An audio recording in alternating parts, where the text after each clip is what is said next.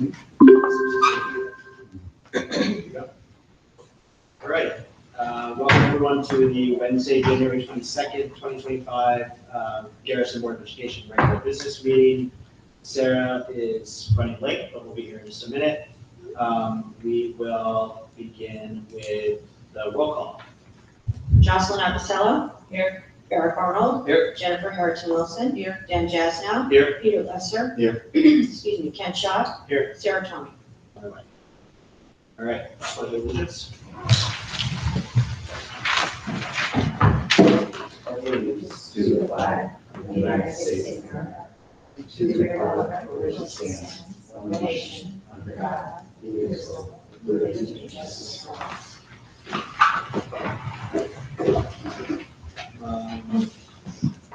Agenda changes. Do we have any changes to the agenda? No. Motion to accept the agenda as is. Motion. Second.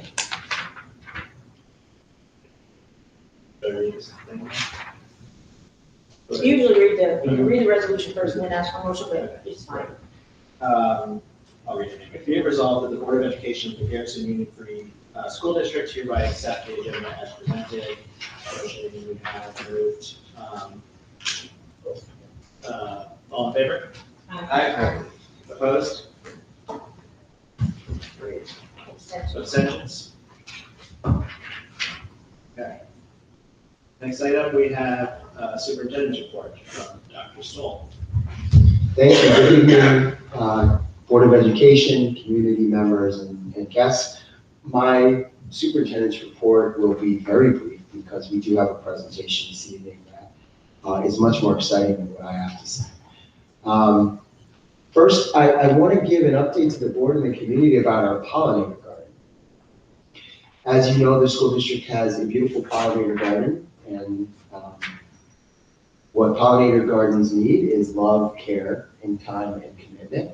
And we are recommitting to our pollinator garden. So last week, through our partnership with the BOCE's Environmental Education Center and a program called the Kaleidoscope Designs, Krista, our new environmental educator, Allison, Joe, and myself, we went out to talk to them about how we can, number one, ensure that we have a pollinator garden that we have a proper maintenance plan for.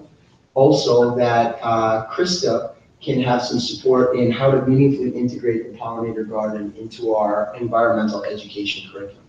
As we said before, we worked really hard before Rachel left to design curriculum, scope, and sequence what we're teaching when we're teaching it. One of the areas that we need to focus on is the pollinator garden. So we have, within our existing budget this year, what we can do is we can bring them in to come up with not only a education plan, more for Krista on working with kids, but also helping us and training our maintenance staff on how do we maintain and support a vibrant pollinator garden so that it's blooming at the times that we need it to and that we're care for it in the way that we need to.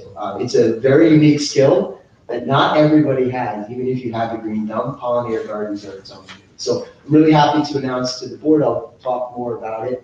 And our hope is we get this thing up and running in the spring and it's vibrant and it's used and it's really part of our environmental education curriculum. So thank you for that. Next on the board this evening, you're going to see a couple recommendations, and I want to thank, number one, our student government and their advisors, Mr. Diego and Chrissy, for really pushing our students to create some clubs for the middle school body. So there's two new clubs this evening for the board's consideration, after school extracurricular activity clubs. One is a podcasting club that they have named Spill the Positivity. I love that name. And the second is a Chinese History and Culture Club. So I just want to thank the student government for, really showing civic duty to provide some opportunities that didn't exist before. So we're really excited to see what these two clubs and activities can do for the rest of the year. I want to give an update to the community. I've attended several of our girls and boys basketball games, and they're off to an incredible start, I have to say. Our girls basketball is 3-1.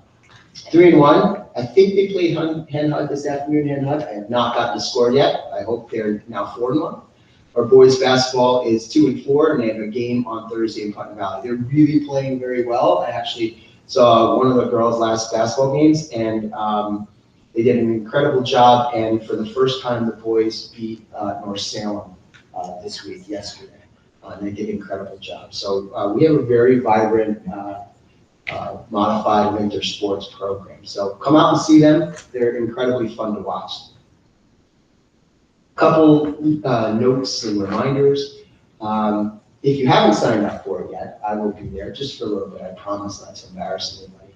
But PTA is doing their first annual tall and small elementary school pre-K through 5 dance at the Highlands on January 24th. On January 29th, just a reminder, schools are closed for Asian Lunar New Year.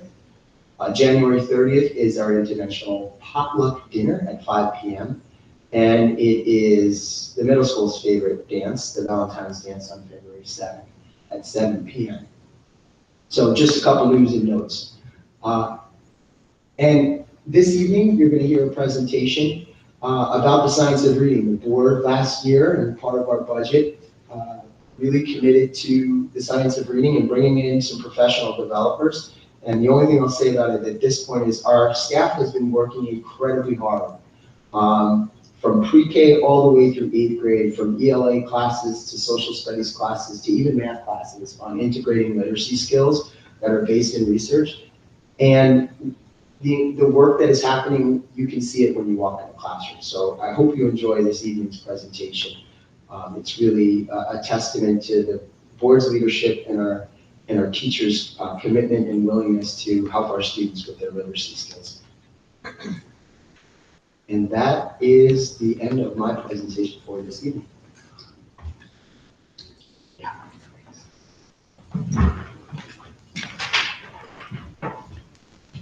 Hi, apologies for being a little bit late. We staff from really throwing us in matching Holland. You started us off? Thank you, Dan. Isn't it fun? No, it's not. This is fun. All right. So we are at science of reading. Awesome. Hi. Thank you for having us, and thank you for having me again. I'm happy to be here tonight, and I have my colleagues. I have Lauren Johnson, special education teacher, who's been with us for many years at Garrison, and we have Chrissy Galvano, who is our middle school social studies teacher. And I thank you for joining us tonight.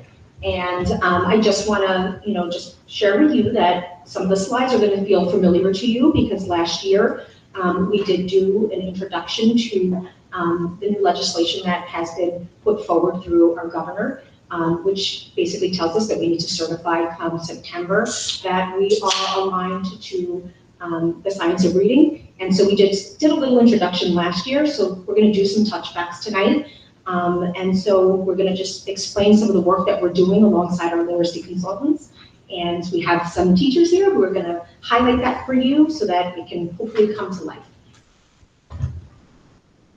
Okay. So again, we're going to talk a little bit about how the science of reading aligns to the vision of a graduate, the New York State science of reading requirements, and a little bit about what it is again, so it just feels familiar to you because we will be using the same language over and over again. So we're developing really a shared language across the community. Review our work with delivering literacy. Where are we currently in this work and what we hope to accomplish at the end of this school year and our goals and our hopes for the future.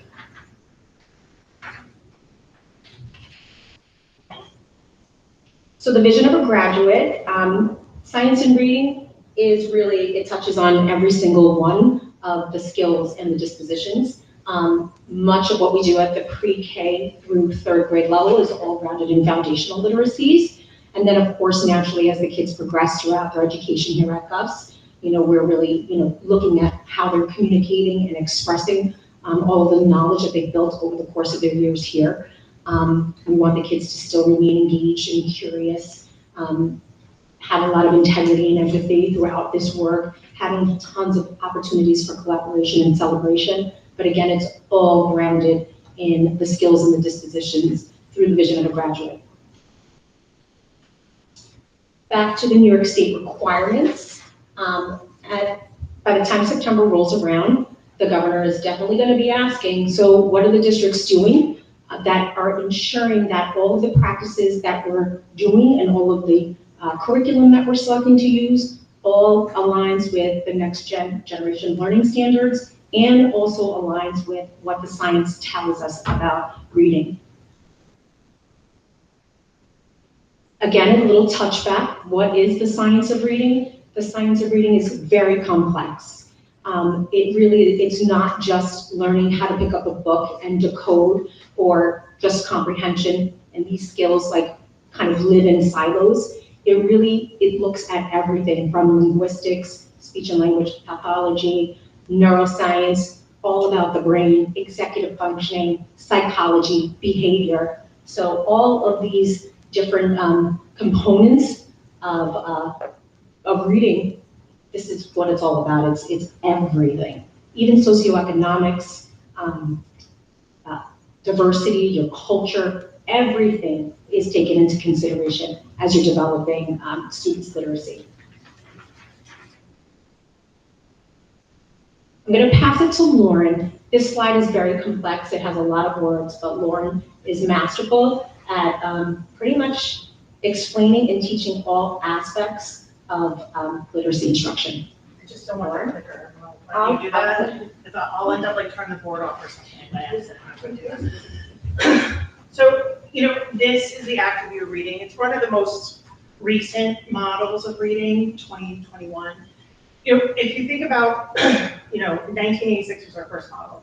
Okay, we're looking at word reading, language, and you know what? Then you can comprehend reading, right? And that's probably how a lot of us were taught, and like our teachers were taught to do reading. But with all of the advances in brain research and what we know about teaching reading, these are all of the things you need to come out as a reader, right? And to these as adults, we don't think about this, it's something we just do, right?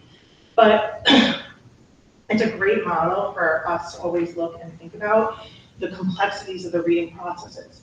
This model is newer than if you've read the briefs, Scarborough's Probe, and things like that for educators out there.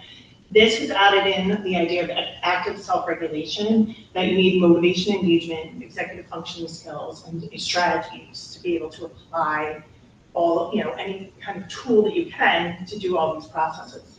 Then your bridging processes. If you have trouble with print concepts or reading fluency, vocabulary knowledge, morphological awareness, and this nice big graphophonological semantic cognitive flexibility, which you couldn't read if you couldn't decode, right? And that's really like our ability to make sense of and meaning with sound, printed words. If you can't do one of those, you're going to have a really hard time with your word reading, recognition, and language comprehension. So just think about that, how much this whole model has advanced, even just from the idea of like 20, like it was 2000 or something, like 2001, like Scarborough, and then 20 years later, all of the research is incorporated. So thinking about this as a teacher and a special ed teacher, I can really take a look at this if I'm really doing some like diving deep into data to look at how someone's reading and really start pinpointing some strategies. But, this is something that we're always aware of, but we just have to remember when reading's hard, it is hard. It really is. So this is where the state came down with the Big Six, all right? This is what you're looking at when you're forming your reading instruction, right? And this would be your tier one. This is where everybody, this is what we need to deliver to touch on all of those things that kids need to read. So when we're looking at this, you really want to think about, and one thing is we're looking at this, looking at our current practices with Living Literacy Network, someone else, kind of like how to strengthen our best practices that we already have. So with oral language, that's a foundational literacy skill. That's when you're talking to your kids and when they're young even, right? It starts at home. And then, it helps them to develop just those early literacy skills Here, we're doing read alouds, classroom discussions, exposing to new vocabulary and experiences. So that's where that kind of comes, they come to school with some of these skills, and then we kind of continue to beat those up as time goes on. Phonemic awareness, we use a program pre-K K and 1 called Haggerty, and that's very popular in a lot of the schools in the area. This is the ability to hear sounds within our language, right? So we want to develop that early so that they can bridge into phonics, and that's where my props come in.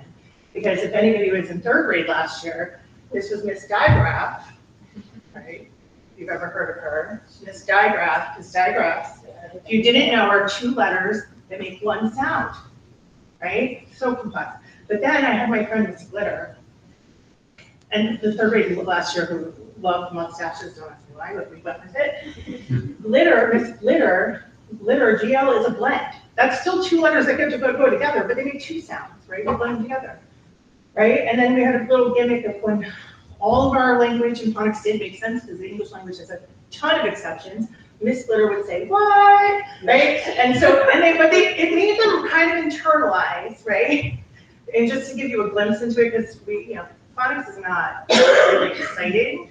So we made it exciting. It was also at the end of the day. So, even the middle schoolers loved when I come out, and Joe, when I come out in my new costume.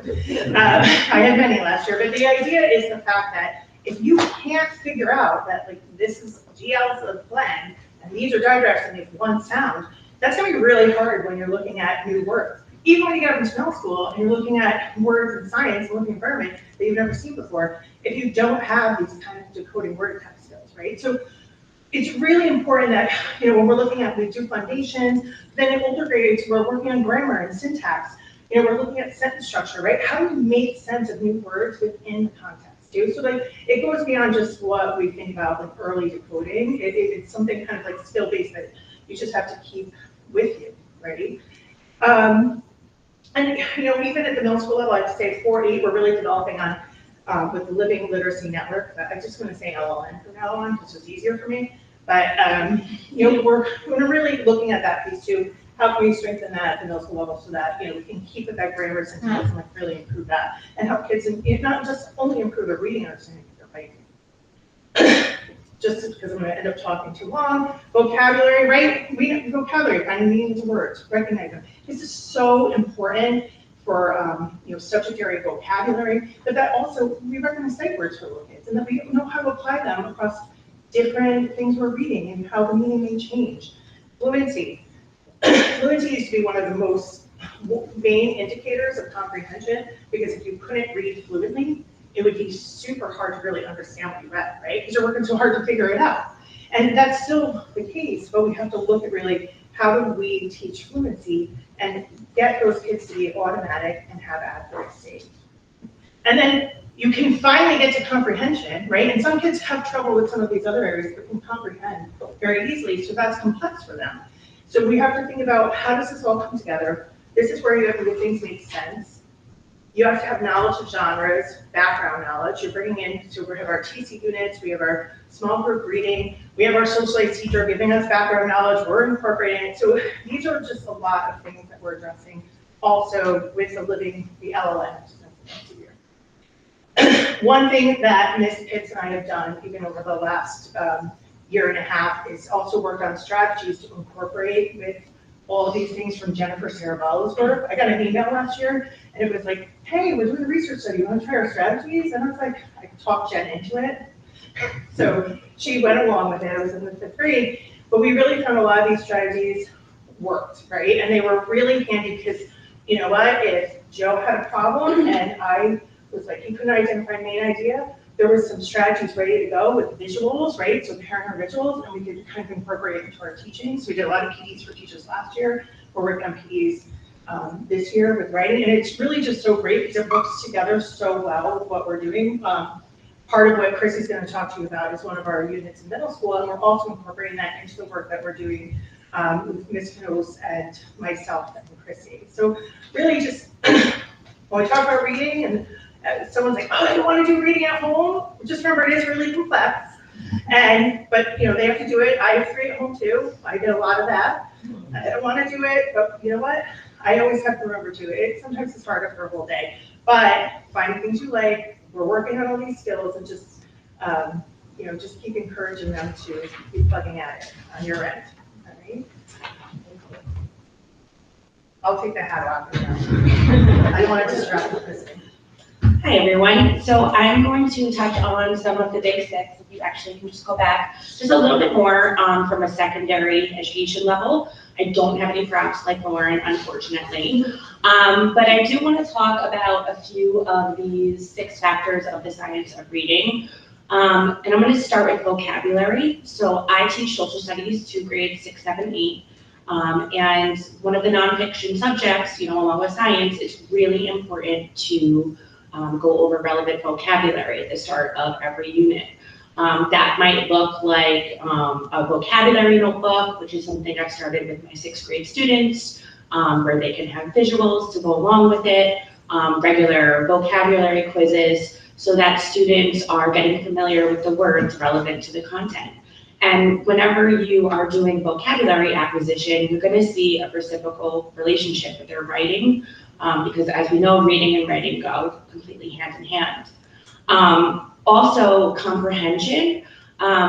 So in social studies, I am focusing a lot on nonfiction texts, and really following the same language that students are going to see in their New York State ELA exam, walking students through a lot of the steps for what you should do with a read aloud, focusing on central idea.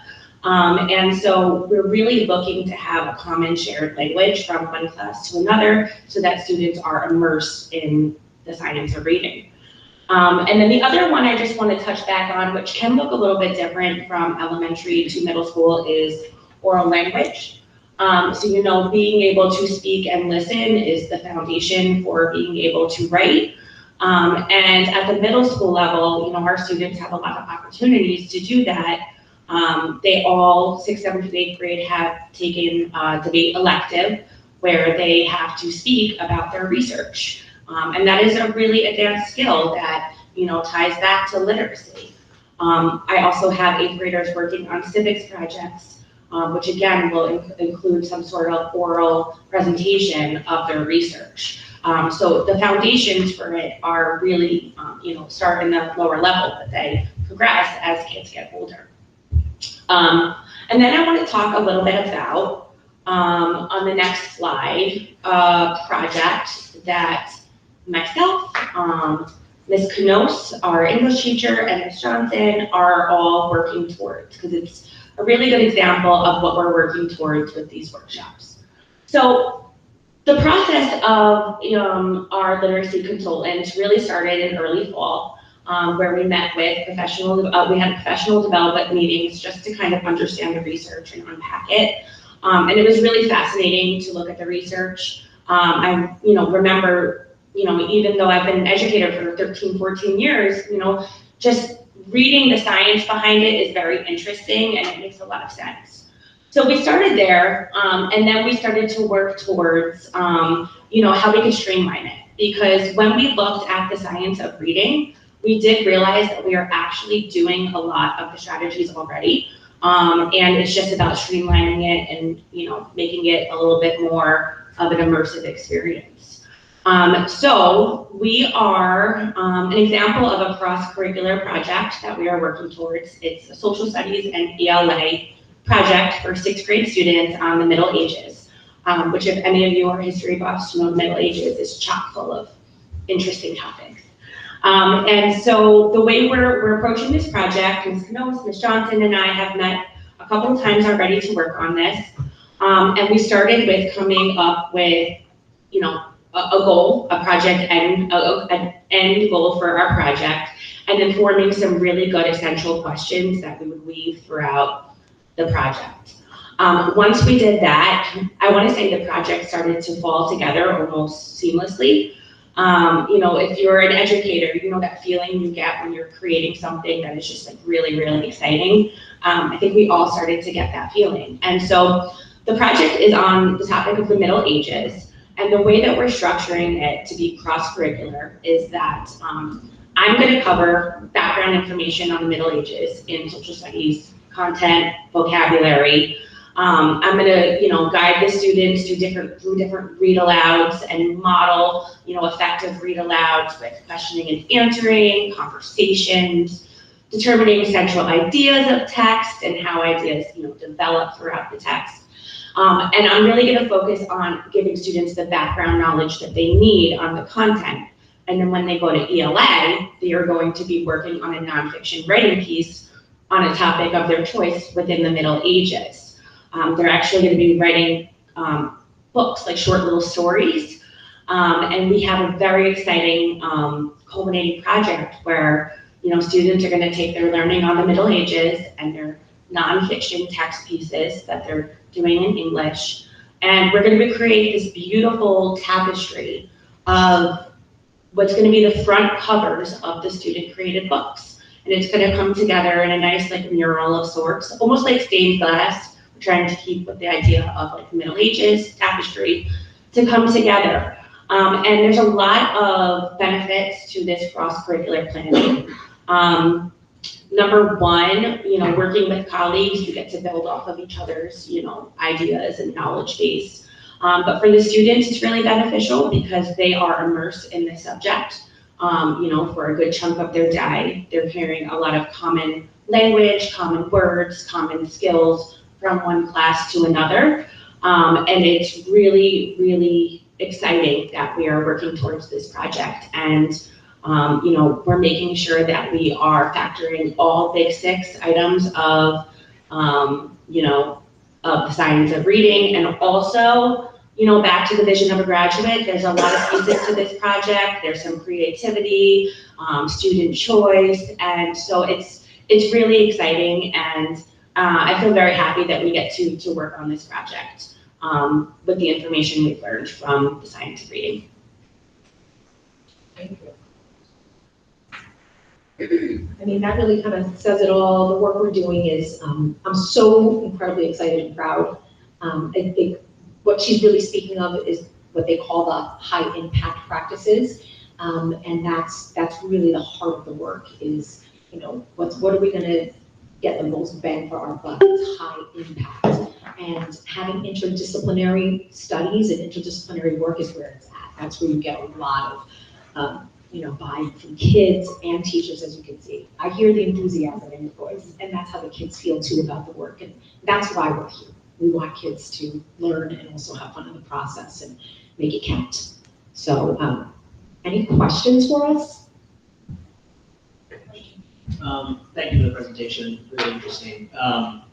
So I'd be interested in just hearing a little bit more about what the implementation looks like, and specifically, I know that when we talked about this last year, we were already doing a lot of these sort of best practices, but I wonder how big of a change is this for teachers sort of across the board, and how are we tracking, the actual implementation sort of at the class level to say, if this segment of the curriculum, doesn't reflect our best practices and should be replaced with this, or how is that process working and how are we keeping track of it? So, okay. You, Yeah, definitely. Just to start. You can start with middle school and I can work backwards. Okay.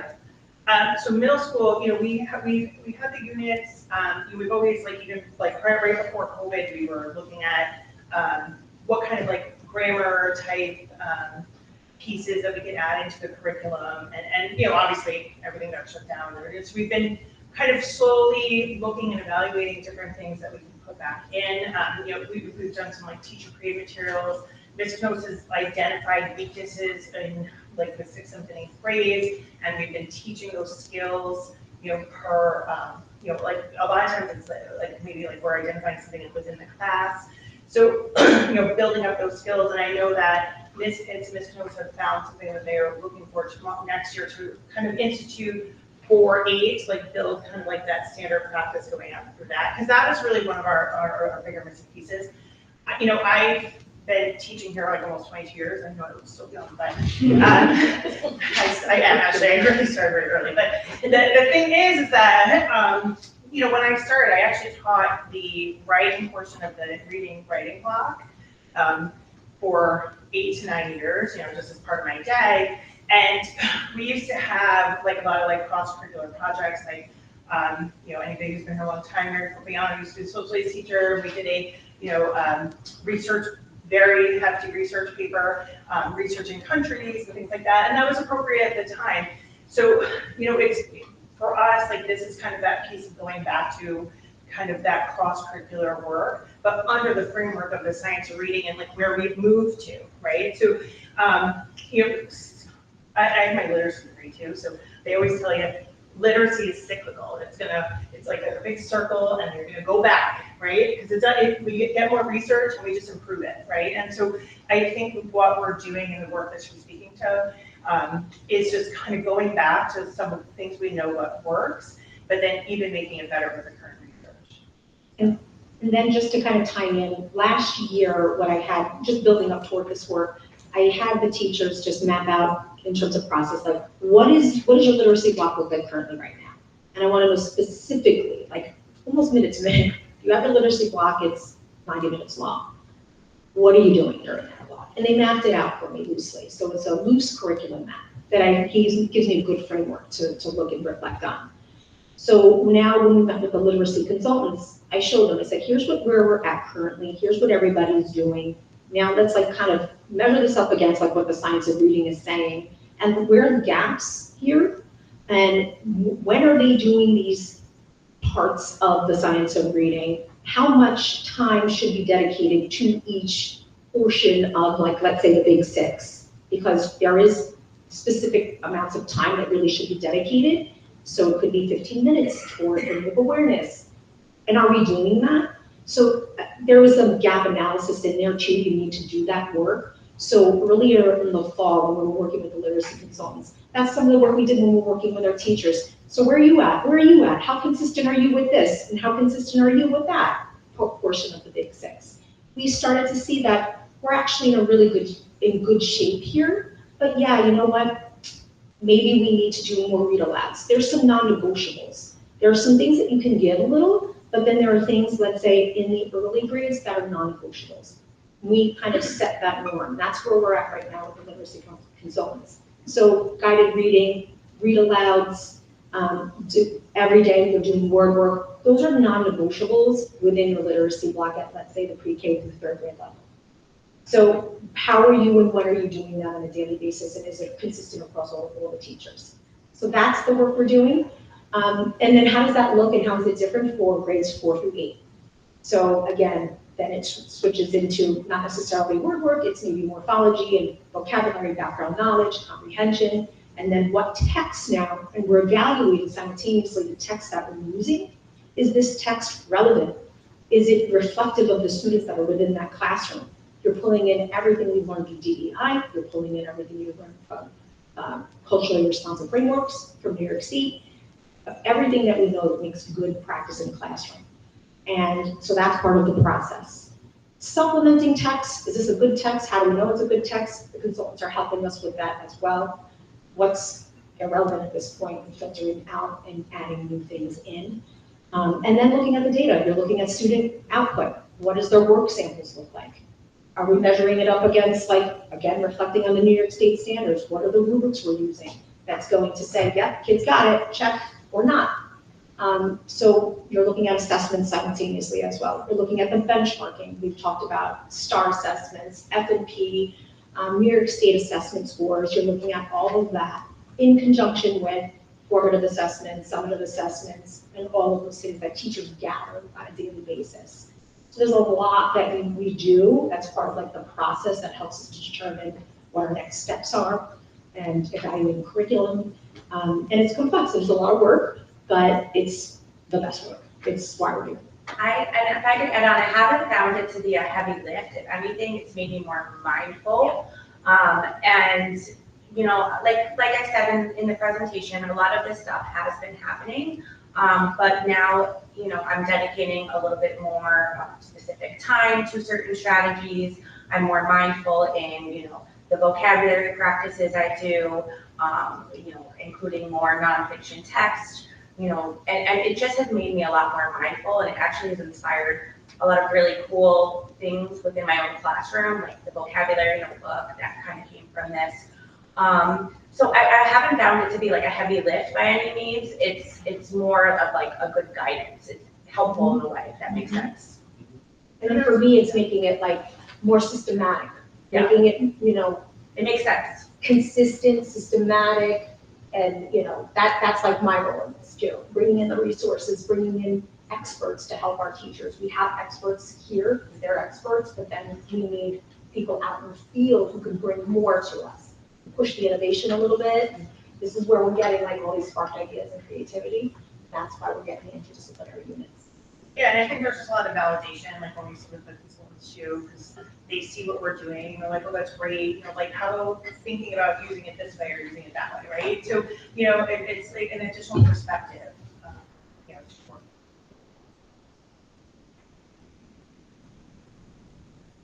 I have a couple of questions.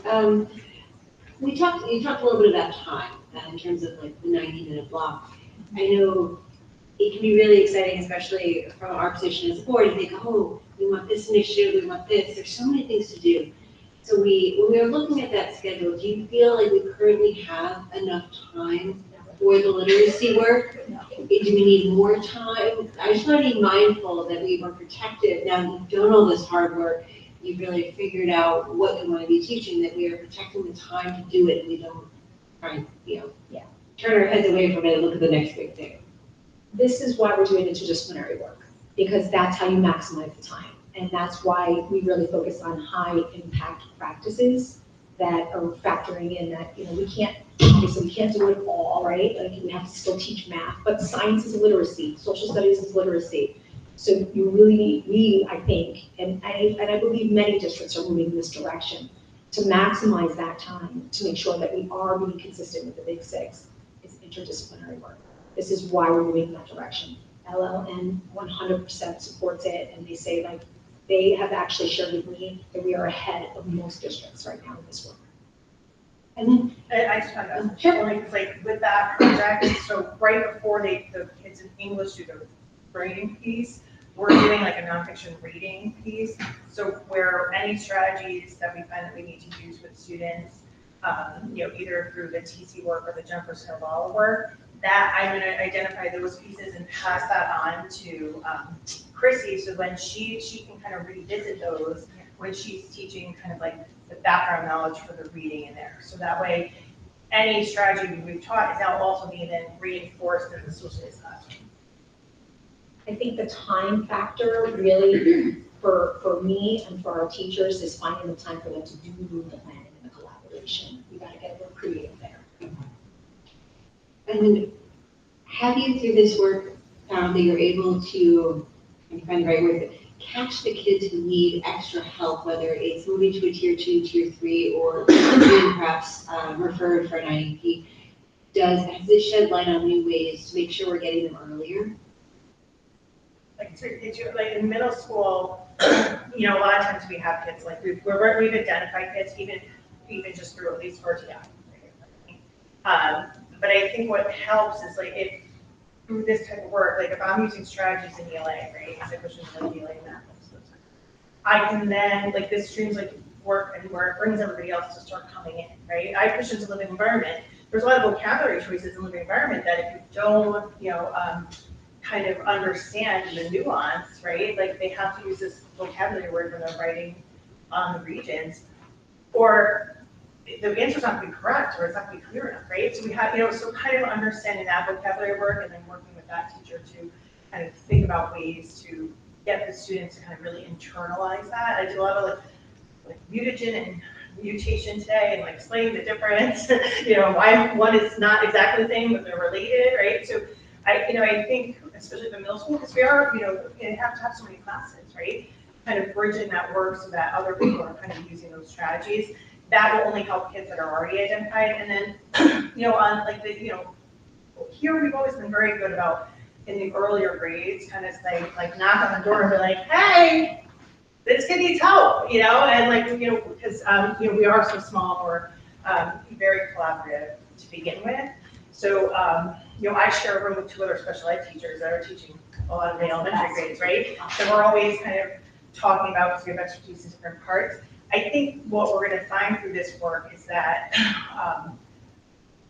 with strategy work and with that kind of prioritization, there may be some of the leads as we keep doing it, just like we did when we started implementing all of this, kind of like different RTI programs in the past. Like some people have been on the board for a while. When we put those practices in, we saw our RTI numbers really improve, right? Like pre-COVID especially. So I think anytime you make a big practice change that is also incorporating like current practices and research, you innately will see, especially if we're kind of putting it through different lenses. Even an elementary teacher who's now teaching like a social studies piece and incorporate what they talked about in English and vice versa and making those connections, you're going to see improvements and just kind of how kids even transfer skills, right? And I also just want to point out too that we're not only, capturing students who might be in need, but also the students who need enrichment.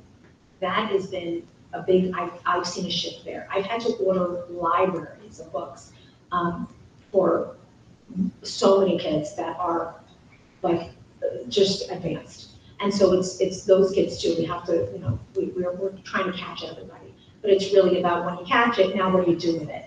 And what are the interventions? What are the strategies you're going to employ to keep continuing to push kids in the right direction? And it's all kids. Thank you. Are there any other questions from board members?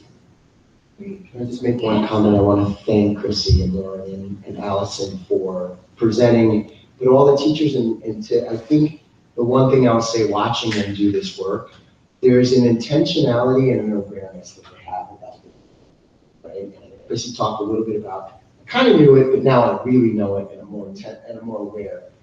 And Lauren talked a little bit about the intentionality. Now when we design lessons, there's an intentionality of making sure that we're consistent of what skills we're teaching, that incorporate the Big Six.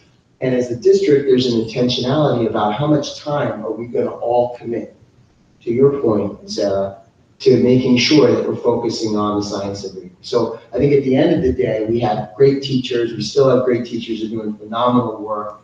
We're really lucky, but there's an intentionality and awareness that we now know about the work.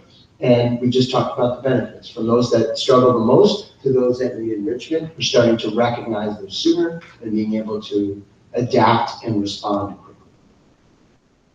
Thank you so much for coming out. I know you guys are away from little kids, so I really appreciate your time. And I love the props. That's heavy, right? Isn't that crazy? Well, there's like Foundations has like Llama and Echo and Baby Echo. All I see is Harry Potter. Yeah, I know, but that's why they liked it. But they really loved mustaches last year. They used to get on the bus with them, so.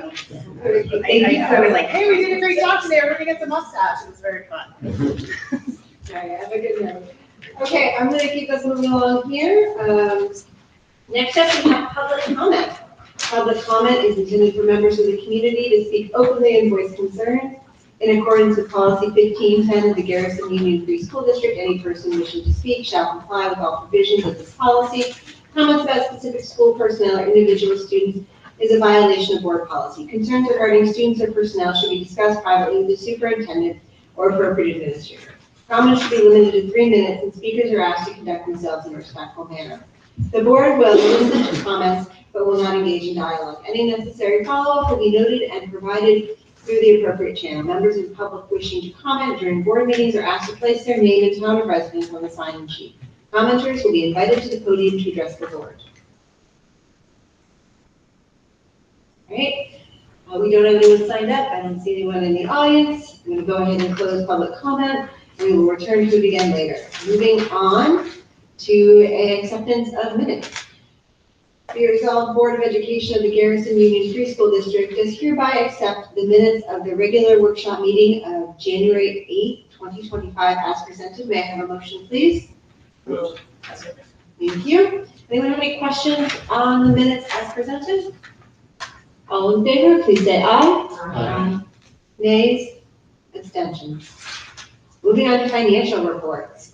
Be it resolved, the Board of Education of the Garrison Union Free School District does hereby approve the Treasurer's Report for November 2024 and December 2024, and further accepts the Claims Audit Report for December 2024 as presented. May I have a motion, please? Thank you. Do I have any questions on the reports as presented? Joe, do you have any notes for us? Exciting fun facts? isn't anything exciting about any of these reports.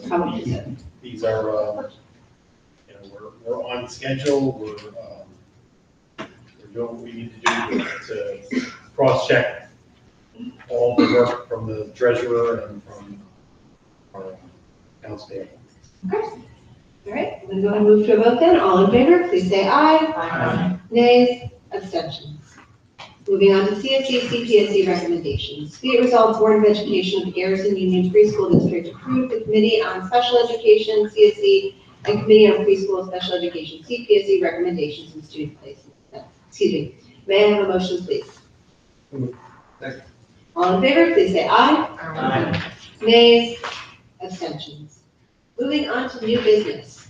Be it resolved that the Board of Education of the Garrison Union Free School District, upon the recommendation of the superintendent, hereby approves the new business items as presented. May I have a motion, please? Thank you. We have some real exciting ones here. Yes. You want to jump in? I'm excited to jump in. It was in my superintendent's report, but we have two clubs, Build Positivity, and the Chinese History and Culture Club.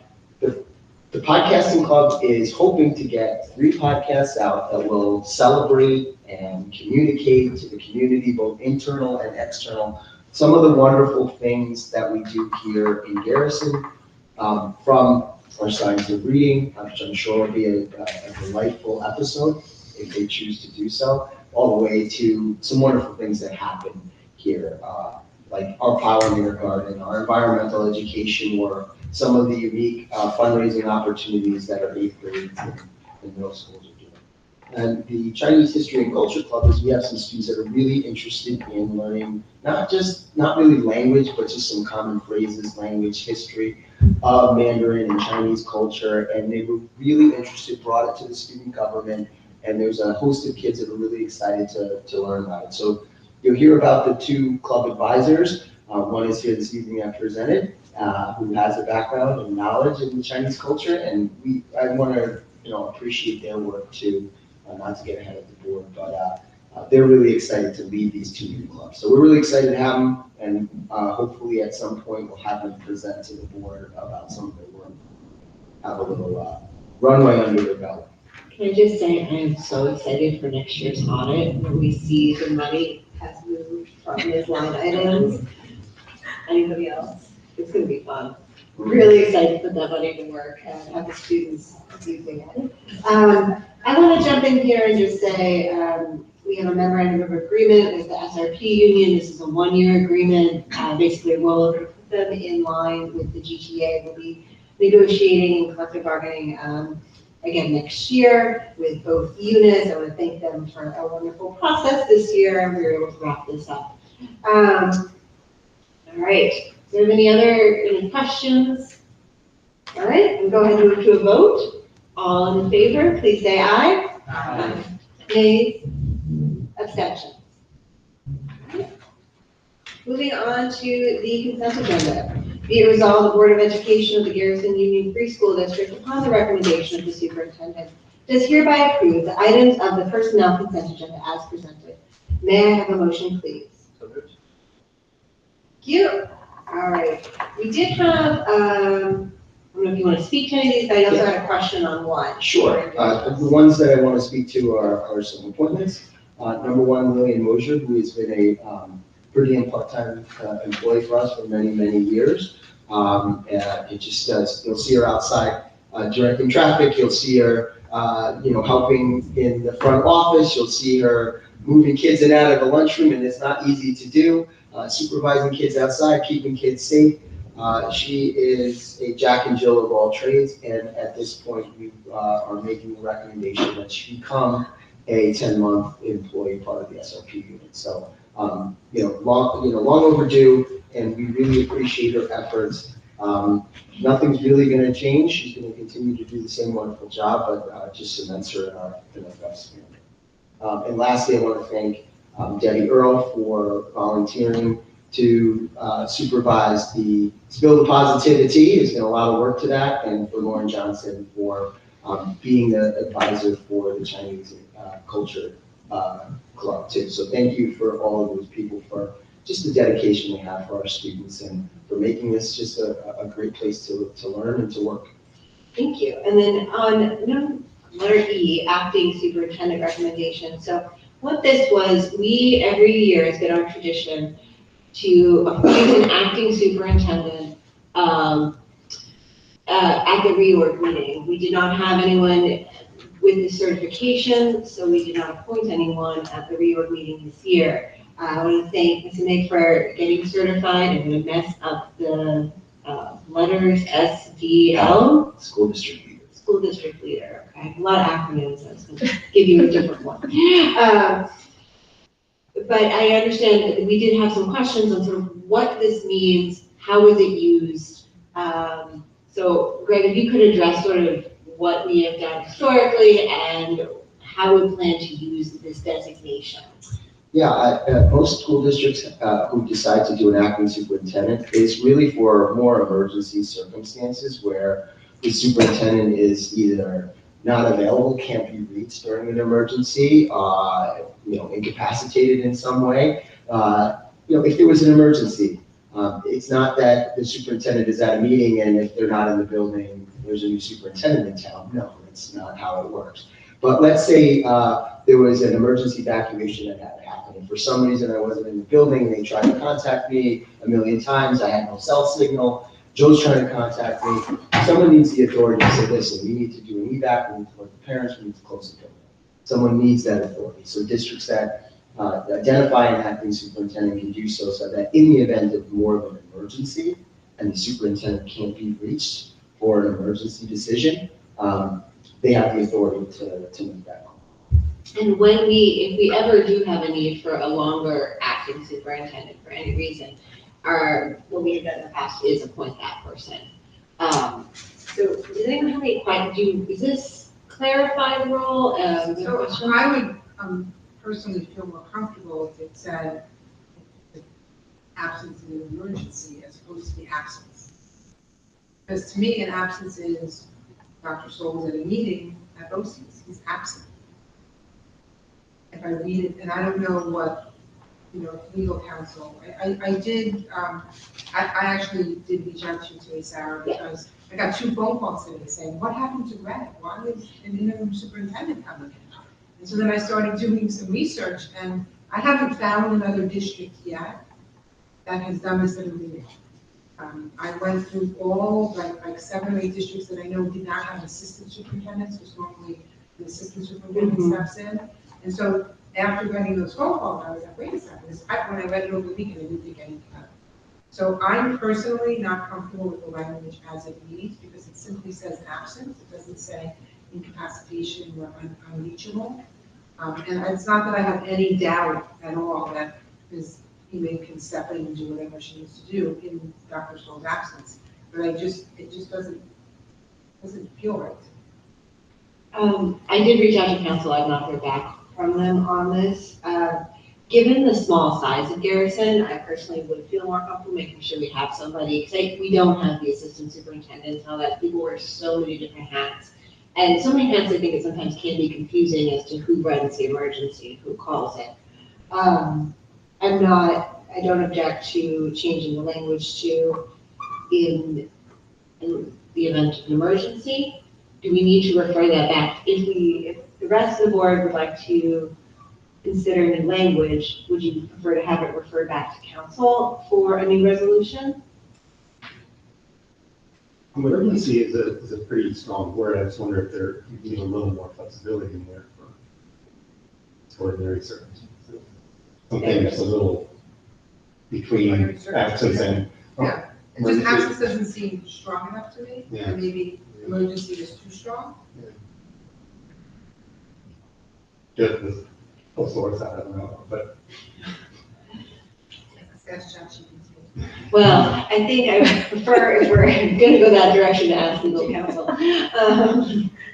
So just in terms of how this would work, if Greg was unreachable, then the acting superintendent would step in. But if Greg was reachable, then he could still respond to. Absolutely. Yes. But this doesn't say unreachable, this just says absent.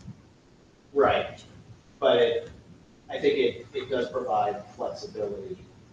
I'm worried that what you're saying, I get your point, Jen, but I'm worried that it, as Peter said, that it makes it too high a bar. If there's some sort of unforeseen circumstance where we might want the acting superintendent to step in, whatever it might be. Well, what could it be? What do you think might be besides an emergency? I can't imagine it personally. Not just you, but everybody. Yeah. You know, when I looked in the school law book, it said something about 3 days. You don't appoint an acting superintendent unless it's a 3-day. Did look up in the school law book that it said you normally don't have that. I don't know. Or it's I'm not, the board is comfortable with it. I'm just personally not comfortable with it being, regardless of who the acting superintendent is. Just not comfortable with it saying in that. Well, I mean, it seems like there's something in the law about this. Why not just ask them?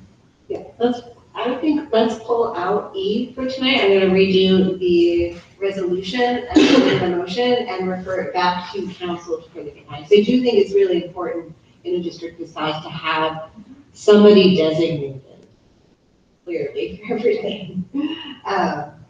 But we can pull that out and look at it. So I'm gonna go, Dusty, you're gonna correct me if I mess this up, okay? Okay. So, be it resolved, Board of Education of the Garrison Union Free School District, upon the recommendation of the superintendent, does hereby approve the items of the personnel consent agenda B through D and F. All right. May I have a motion, please? Second. All right, all in favor, please say aye. Aye. Nays, abstentions. Thank you, and I will make sure to follow up with council on language as well. That question did come up. Don't get back to me as quickly. All right. Public comment. I'm not gonna read my paragraph again, but in policy applies. We still don't have any public here. I'm gonna move on to board member comments and other discussion. Jocelyn? Eric? Just real quick, congrats to Ms. Lillian and thanks to the teachers for their presentation tonight. I thought it was great. Really encouraged by that and also really encouraged by the new clubs, especially the podcast club and the Chinese History and Culture Club. I think those are all fantastic things and love to see more of this. So thank you. Jen?